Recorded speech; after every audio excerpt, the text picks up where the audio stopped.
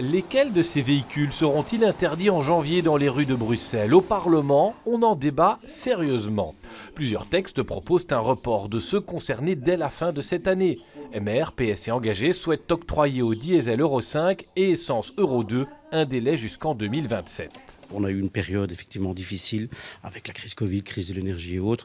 Le gouvernement n'a pas eu le temps de s'organiser aussi pour l'accompagnement notamment des différentes primes pour que les citoyens puissent à un moment donné faire le switch et faire une transition vers l'électrique ou un autre mode de transport. Il y a aussi la proposition Vorreut qui veut une exemption pour ceux qui n'ont pas les moyens de changer de voiture. C'est aussi une mesure de justesse, puisqu'il y a plein de Bruxellois les derniers mois, dernières années, qui ont changé leur voiture, bien en sachant que le délai était là, et ils ont investi. Eux vont dire, mais écoute, pourquoi moi j'ai fait, et les autres ne doivent pas le faire? Ça, c'est un sentiment d'injustice. Et puis, il y a Écolo qui demande un groupe de travail majorité-opposition, en rappelant que certains ont soutenu le calendrier d'interdiction. Je pense que les problèmes sociaux existaient déjà en 2018. Le Covid n'explique pas tout. Aujourd'hui, il y a une envie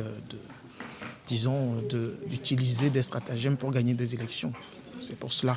On espère que dans le débat, on pourra convaincre et dissuader nos anciens partenaires de pouvoir retourner leur veste. Selon Bruxelles Environnement, un report de ces interdictions aura un coût pour les finances publiques, jusqu'à 19 millions d'euros par calcul d'anticipation, car la région s'est engagée vis-à-vis des autres à limiter ses émissions. C'est l'idée d'uniformiser, vous le savez, les autres régions ont déjà passé le cap, ils ont déjà prolongé, et c'est d'avoir une vue d'ensemble au niveau de la Lèze, sur toute la Belgique, en fait, justement.